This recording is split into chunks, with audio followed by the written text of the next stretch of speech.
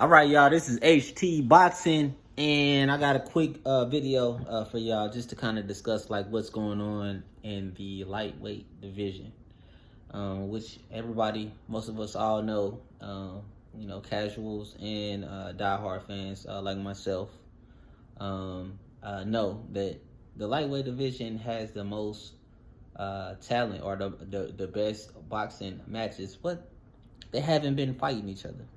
And it's a sad thing to see. So, so right now the current state of the lightweight division, we have Teofimo Lopez. First, he was opting out on fighting in Australia, but now there's reports that he is going to fight in Australia against Kambosos in September, which I think that's. At first, I didn't think it was a good fight, but looking at Kambosos and seeing like how hard he has been training and and everything, and then just kind of just like peeping that he's actually a better boxer, it looks like to me, than Kambosos. I mean, not Kambosos. Kambosos is actually a better boxer to me than Commey and also Nakatani, right? And it's just my opinion, but I don't think Nakatani is a good fighter. I don't think. I think Commey is okay, but like both of those fighters have no defense at all.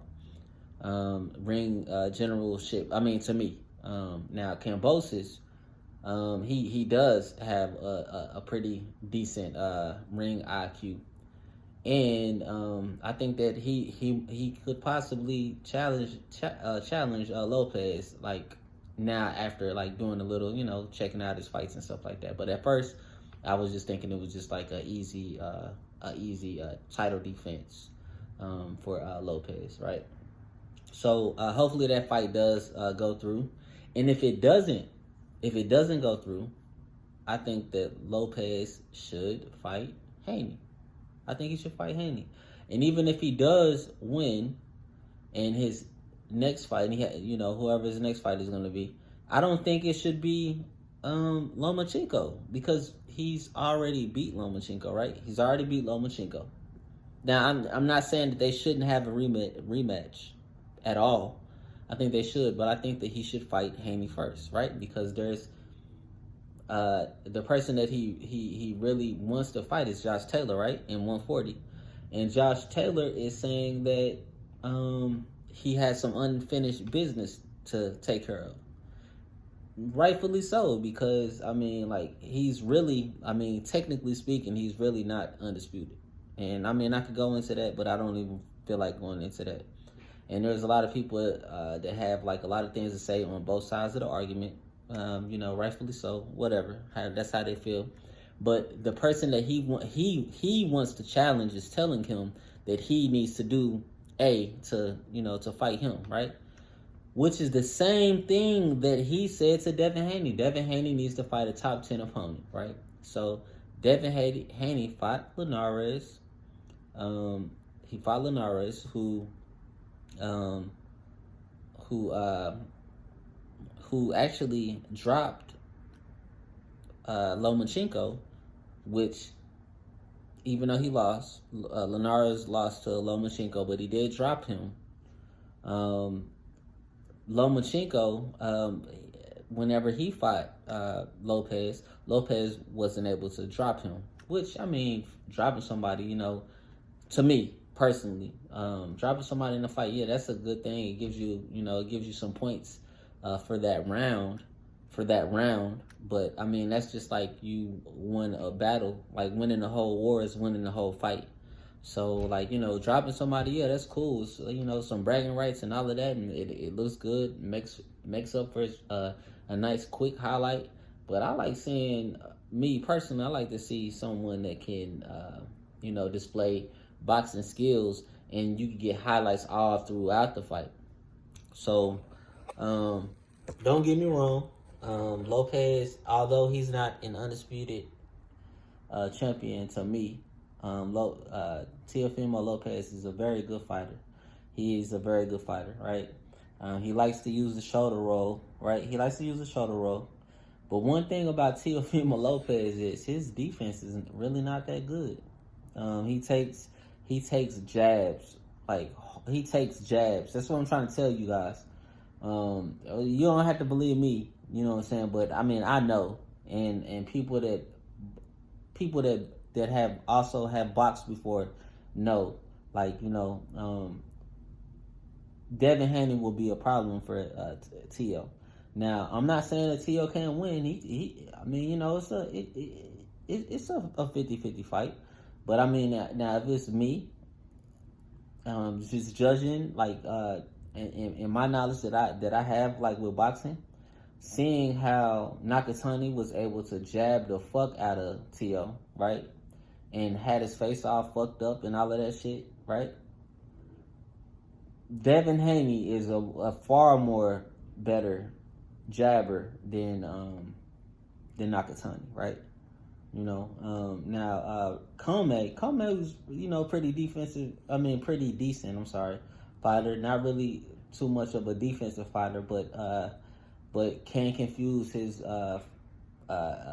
opponent with his awkward way of fighting. Now he's not as awkward as Fortuna, but he's pretty awkward, and he has he does have some good offensive skills, but defensive wise, he's really not that good, right?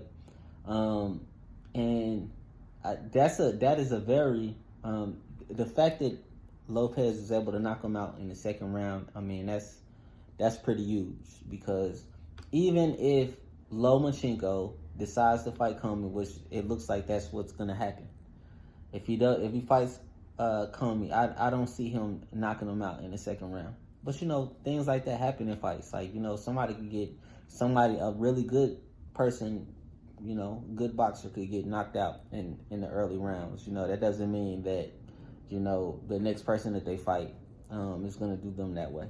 So I don't see Lomachenko knocking him out in 2 rounds. But what I will say is, like, I think like with Lomachenko, with his pedigree of winning multiple gold medals, I believe he won 2 Olympic gold medals. He had like a lot of fights. He only lost like 4 amateur fights in his career, right? He became pro, and now he's lost twice, right? I don't think that. I honestly don't think that Lomachenko should fight Lopez next. I think Lomachenko, if Lopez is gonna fight Kambosos, I think the natural and the right thing for the lightweight division to do is to allow Lomachenko and Devin Haney to fight, right? So the winner of that fight fights Lopez. So I promise you, if Lomachenko fought Devin Haney and he was to beat Devin Haney, then he wins that belt, right? So he wins the belt, the WC World title belt, right? He wins the world title belt, not the franchise belt, which is a whole nother topic. I don't even feel like getting on that because it's bogus. But so now, whenever he fights Lopez, now he's bringing something to the table. He's bringing a belt to the table. And if Lopez is to beat him or he's to beat Lopez, then they become the true undisputed champion. And Josh Taylor wouldn't have no way of saying you have unfinished business to handle before you were to, face him. And it'd be like an undisputed versus undisputed, which is a very huge fight, not only for casuals, but, for also die-hard boxing fans. And it'll make a real, legitimate legacy fight. So, I mean, to be honest with y'all, like, I'm a fan of all of them. I think Teofimo Lopez is a very great fighter, but he's not an undisputed fighter. I think Lomachenko is a very great fighter. I was following him when he was, in the amateurs and the Olympics and things of that nature. I was a diehard Guillermo Rigondeaux fan, and I honestly felt like he would have beat beat Lomachenko. But, you know, he went up so many weight divisions to fight him. But I think if it would have happened at like 122, 126, which Guillermo was walking around at 122. That's the crazy thing about that Cuban fighter. He's a special fighter, man. But yeah, so you know he lost, and that's a big win on Lomachenko's record. I think that's his best win on his record. That's his best win. But Devin Haney, man, Devin Haney, to me, he's a special fighter. He has a excellent ring IQ. He has an excellent jab. His defense is great. The fight that he had with Linares, like, I'm gonna just say this, like, people haven't, I guess maybe they didn't pay the little DAZN, however you want to say it, $20 fee to watch the fight or whatever. Because if you watch the whole fight, man, he displayed raw, like, I mean, not raw, like, he showed you how much of an expert, skillful fighter that he is. And boxing is really a game of chess.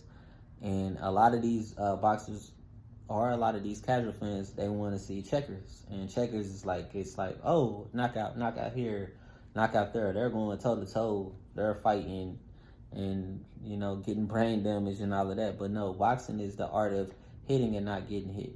And he masterfully did that the whole way through the fight with Linares.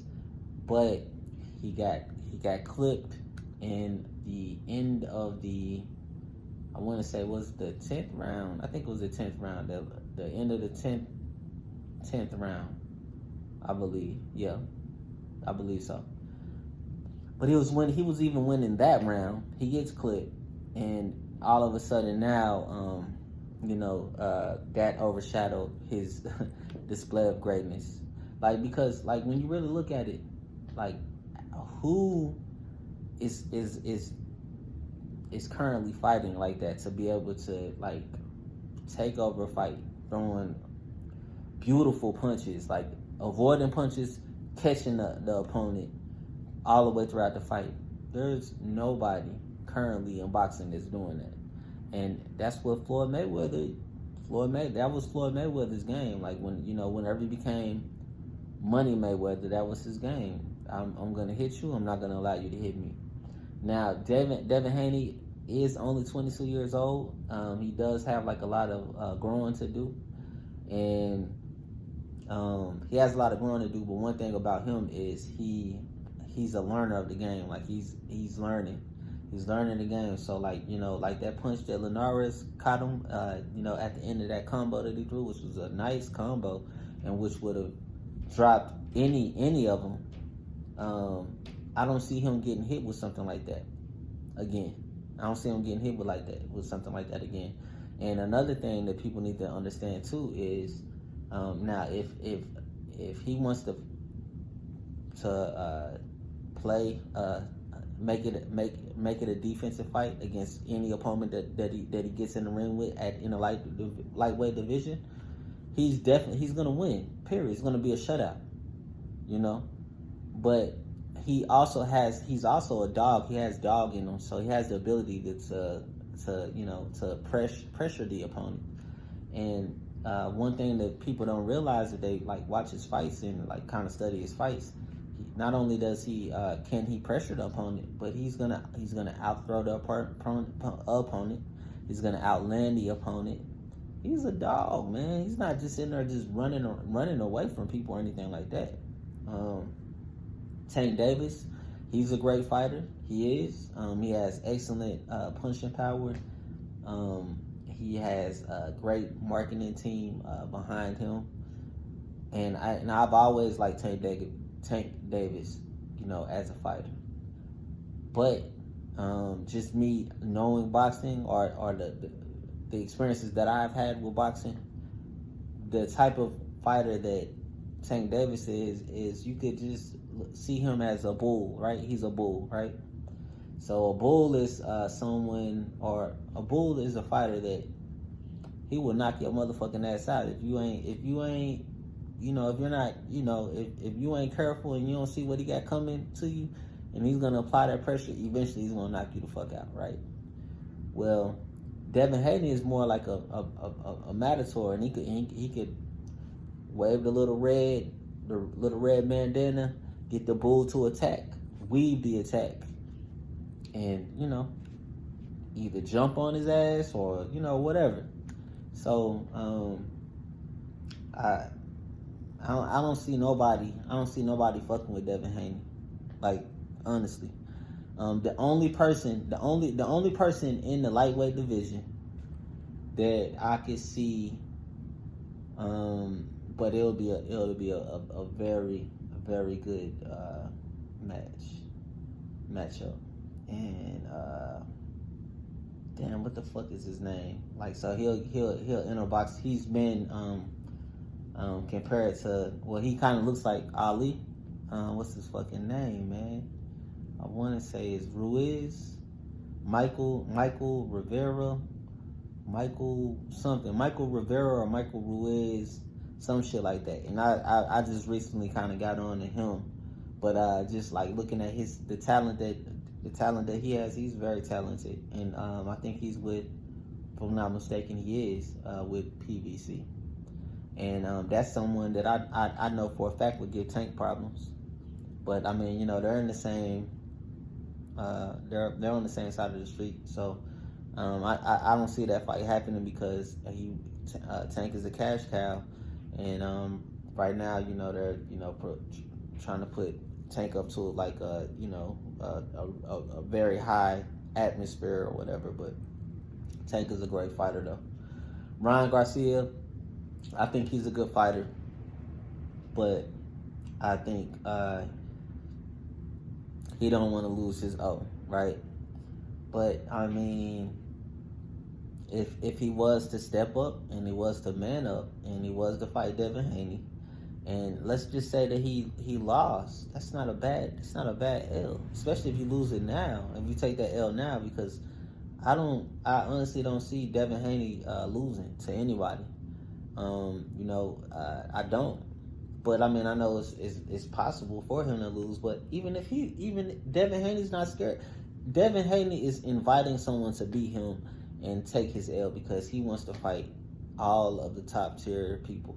And when you do that, there's risk involved in that. But he's obviously not dealing with any kind of mental issues or anything like that, because he's very confident in what he's doing. But if he was to take an L, it wouldn't defeat him, because if you listen to like his story, he'll tell you that there's several fighters out there in the past that he's that he's learned from, and he realizes that not everybody's gonna go undefeated. So I mean, a boxer that is undefeated but hasn't really fought nobody ain't shit. But a boxer that might not be undefeated, but he challenged himself to fight the best out there, that says something. That says something, man. So this is just the type of, that's the reason why I fuck with Devin Haney, man. I fuck with Devin Haney. I fuck with Tank. I fuck with Tio. Ryan Garcia, I want to see him stop doing all of this, and I want to see him actually get in the ring and fight top competition. If you're if you win a fucking mandatory, not a mandatory, but you win a fucking interim fucking fight the fucking champion, man. Do you think Devin Haney's gonna win an interim fucking? He went through a goddamn tournament, won the damn tournament, and got denied from